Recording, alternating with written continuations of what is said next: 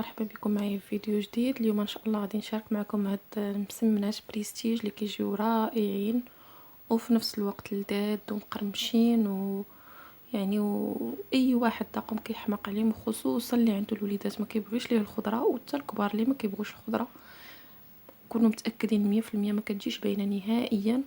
وان شاء الله غادي نوريكم المراحل من الاول حتى الاخر، يعني كيفاش يجيكم مقرمشين، كيفاش يجيكم محمرين هكذا، يعني لون واحد، يعني بجميع المراحل وجميع الاسرار غادي نعطيهم لكم. وكنشكركم بزاف على التتبع ديالكم وعلى المشاركات ديالكم، ومرحبا بالناس الجداد. وان شاء الله غادي ندوزو باش نشوفوا المقادير والمراحل وحده وحده، يعني حتى الاخر. هانتوما معايا.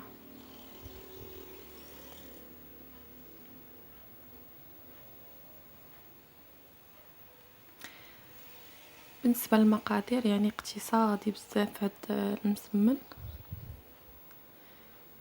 غادي نحتاج واحد الشعريه الصينيه صغيره، غادي نحتاج واحد 2 فلفلات مقطعين، والبصله خضاريه، والقرعه وخيزو، يعني عندنا 2 خيزوات كبار و2 قريعات كورجيت طوال نحكوهم هكاك، والثومه والزيتون مقطع. وبالنسبه للزيتون كحل والبيضه غير للتزيين، والربيع يعني واحد الربيطه صغيره مقطعه.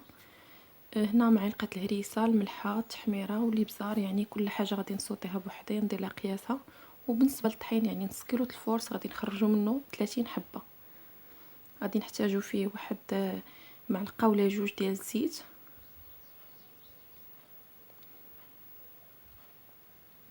يعني غير بنص كيلو الفورس ممكن نوجدو 30 حبه ديال الرغايف بريستيج، كيجيو رائعين وزوينين بزاف. هنا عندي معلقه كبيره ديال الخل درت العادي، الخل اللي كيكون حمر هكا في القرعي العادي. الملحه راه انا نسيتها ما درتهاش، يعني في الاخر غادي نزيدها. يعني ما فيه حتى شي حاجه، يعني كلشي كيكون عندنا، الخل، الزيت، الملحه، كلشي عندنا في الدار. ونص كيلو الفورس، يعني اللي ما عندوش الميزان كيعبر بزلافه كيدير 2 زلايف ديال الفورس.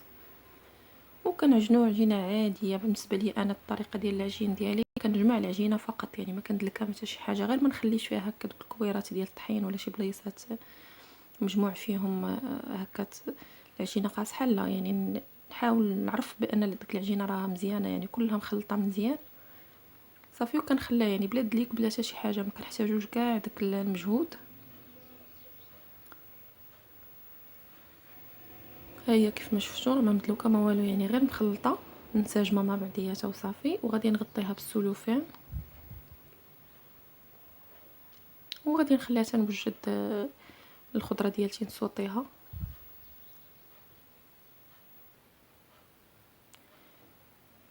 هنا بالنسبه للشعريه الصينيه غادي ندير لها شويه الفلفله حمراء وشويه الملحه وشويه ديال الابزار.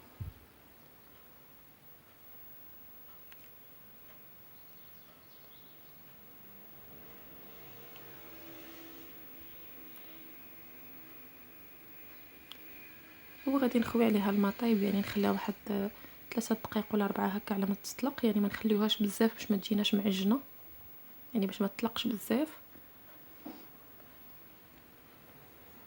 وهنا غادي نبدا نصوطي في ديك البصله هي الاولى والتويمه، ندير الثومه هي الاولى تطلق في ديك الزويته ديالتي، عاد باش غنزيد عليها ديك البصله. يعني البصله الخضاريه ديروا القياس اللي يعجبكم.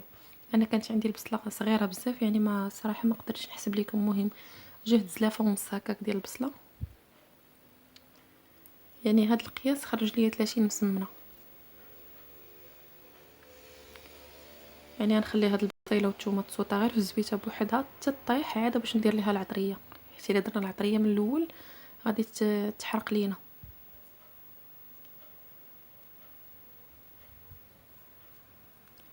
صافي هنا غندير لهم شويه الابزار، شويه الملحه، شويه ديال الفلفله حمراء، وشويه ديال الهريسه. يعني كل حاجه غنصوطيها بوحدها، كل حاجه ندير لها عطريتها بوحدها، وفي الاخر عاد غنخلط كلشي.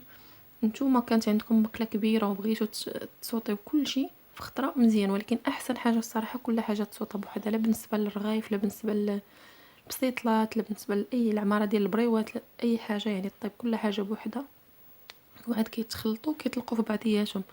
اما الا صوتينا كلشي في مقله وحده كيجي صراحه ما كيجيش زوين بحال هكا. صافي هنا خيزو نفس الطريقه. هنا خيزو راه هنا تعمدت هكاكا شويه غليظه، نتوما بغيتو ديروه رق من هكا ديروه، ولكن كونوا متاكدين بان الوليدات الصغار كياكلوه. انا ولادي ما كياكلوش الخيز وما كياكلوش القرعه وما كياكلوش الفلفله وما كياكلوش البصله، يعني لا في الشلاضه ولا في المرقه ولا في الكسكسو ولا هذا ما كياكلوش هي خضره نهائيا من غير البطاطا هكا، ويعني صافي يعني هادشي اللي كياكلوا ليا. وهذا الرغيف كيحماقوا عليهم. صافي هنا كنزيد مليحه، يعني نفس العطريه المليحه والابزار. وبالنسبه للناس اللي كيديروا الخرقوم مع رقوس كنجبير بصراحه ما كيجيش زوين نهائيا في الرغيف معمرين ولا البريوات ولا، يعني كل حاجه عندها عطريتها.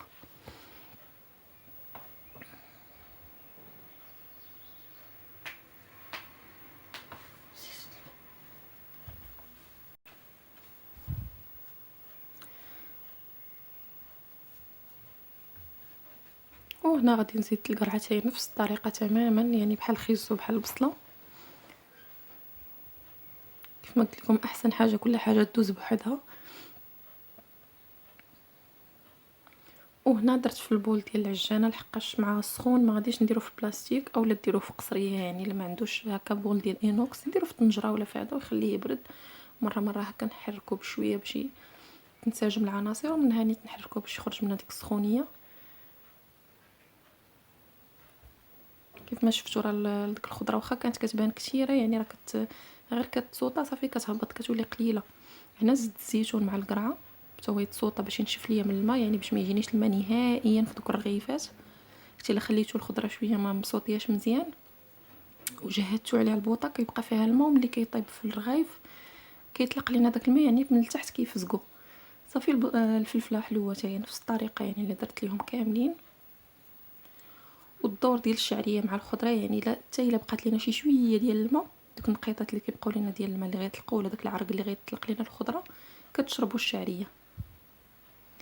وهنا كيف ما شفتوا ها هي العجينه ديالتي بعد ما ارتاحت خليت العجينه، خليت العماره تبرد، ودزت الكويرات ديال هذا باش غادي نخرج منهم 30 حبه، يعني نص كيلو ضروري تخرجوا منه يا اما 30 حبه او اكثر. يعني الا درتو قل كتجيكم الصراحه كيجيكم مسمن كبير اولا كيجيكم غليظ.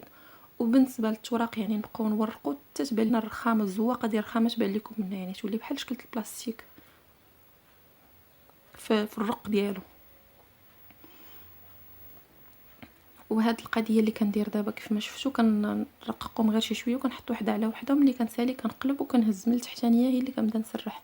يعني ساهله مهله، يعني كتجيكم العجينه ما كتاخذ لكم لا وقت لا حتى شي حاجه، يعني دغيا كتلقاوها طرخفات وكيمشي غير بوحدو، يعني كيتسرحي بوحدو غير يدك كدوزيها فوق منه وهو تابعك. احسن ما انه تبقاي تسرحي وهي العجينه تجمع تسرحي والعجينه تجمع، يعني ما كتاخذش لك بزاف الوقت كيف ما كتشوفوا.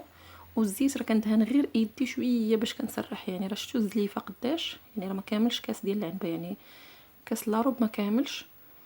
وغادي نسرح به 30 مسمنه كامله وما كنرش زيت نهائيا، يعني الزيت المسمن كيجينا ناشف، وداك الزويته اللي في الخضره وهذا هي اللي كتكون صافي.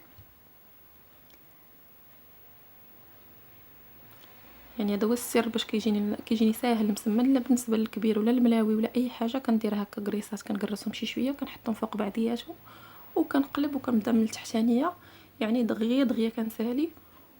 وفي نفس الوقت يعني كنربحوا الوقت، وفي نفس الوقت ما كنضربوش التماره هكا كنبقاو جالسين تابعين العجينه وتجمع عاوتاني وسميتو احسن ما انكم تخلوها ترخى وتدلا وداكشي.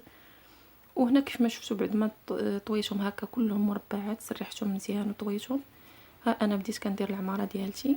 وبالنسبه لهاد العماره اللي بغى يزيد كفته ولا يزيد لا داند مقطع ولا يزيد اي حاجه بغى يزيدها ولا طون ولا اي حاجه، يعني كاشير اي حاجه بغيتو تزيدوها لكم الاختيار. يعني انا درتهم هنا بالخضره فقط، يعني اقتصاديين ورخاص، يعني كل شيء عندك تقريبا والو ما حتى شي حاجه ما سميتو كلشي كيكون عندكم في الدار، يعني حتى شي حاجه ما كتخسروها. هنا العماره كتبقى يعني على حسب اللي بغيتو ديروا قل من هادشي اللي درت انا ديروه.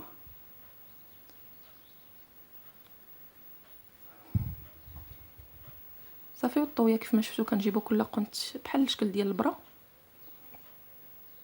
كنديروا قنت فوق قنت ونحاولوا نقادوهم هكا من الجنيبات باش نعمرهم، يعني باش ما تجينا الجهه عوجه وجهه مقاده. يعني كديروا هكا يدينا من هنا ومن هنا، كنقادو ماشي كنقرصوهم، وانما غير بحال اللي كنقادو ليهم الجناب ديالهم.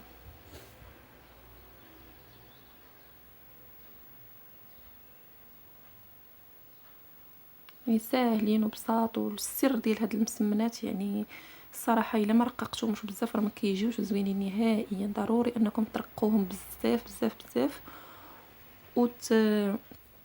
وديك المعلقه ديال الخل يعني كتعطيهم واحد القرمشه خطيره، احسن من الورقه ديال البسطيله بزاف، يعني كتجي فيهم قرمشه وفي نفس الوقت واخا كيبردوا يعني كيبقاو 4 سوايع 5 سوايع يعني طيبون الصباح وبقاو حتى العشيه، كتلقاو ديك التقرميشه يعني بحال الشيبس، قسما بالله الا بحال الشيبس، يعني كيجيو مقرمشين وزوينين. هذا هو السر ديال الخل. وبالنسبه للعجينه اللي بغى يزيد بيضه يزيدها، ما كاينش مشكل، واللي بغى يزيد تسانيده يعني هو ماشي ضروري الصراحه، انا ما كنديرهمش، يعني داكشي اللي عجنته قدامكم هو اللي كاين. وهنا غادي نغرس كل وسط رغيفه كندير زيتونه، يعني كنوركو عليها مزيان، واحد شويه غادي تعاود تطلع، غادي نعاود نورك عليهم باش يبقاو كما حطيتهم كما يبقاو. وهنا خديت بيضه وخديت شويه ديال الصوجه، صراحه الصوجه كتعطي اللون خطير للمسمن، كتعطيه لا المسمن ولا اي حاجه بغيتو هكا مملحات بغيتوهم يجيكم محمرين، يعني احسن حاجه ديروا الصوجه وصفاره البيض وشويه الخل، يعني الخل ضروري. وبالنسبه هنا راه درت بيض صفاره البيضه وشويه ديال بياض البيض، يعني ما داك الصفار ما غاديش يقبضني فيهم كاملين، وغندوز ليهم على الوجه كاملين. والفران يعني كيف ما كنقول لكم دائما على حسب كل واحد وفرانه، انا كنشعل الفران حتى كنبغي نرمي الحاجه عاد كنشعلو صافي، ونخليهم ياخذوا وقتهم، يعني ما نجهدوش عليهم الفران باش ما يتلهفوش ويجيونا مرخيين، يعني يجيونا معجنين، نقصوا عليهم الفران باش يجيونا مقرمشين، يعني الا تقستوهم هكا كتقولوا غيجيو قاصحين، ولكن في العضه ديالهم كيجيو خطيرين، يعني مقرمشين بحال كيذوبوا في الفم. وها هما بعد ما طابوا لي يعني كيف ما شفتوا اللون ديالهم رائع، وتا القرمشه الصراحه كاينه يعني بخيره فيهم، وان شاء الله تجربوهم، كنتمنىكم تجربوهم لانهم غادي، انا متاكده انهم غادي يعجبوكم. وشكرا لكم بزاف بزاف على المتابعه ديالكم، وشكرا للناس الجداد اللي عاد دخلوا، مرحبا بهم، وما ينساوش يضغطوا على زر الاشتراك والجرس. وشكرا لكم بزاف، وشكرا للبنات اللي كيجربوا الوصفات وكيصدقوا ليهم، كنقول لهم شكرا. وان شاء الله حتى هاد الرغيفات تجربوهم ويصدقوا لكم، وان شاء الله نطلب من الله اللي يحشمني مع اي واحد. وهذا ما كان هنا غادي نعد لكم واحد الوحيده باش تشوفوها كيفاش دايره، ها هي كيف ما شفتوا،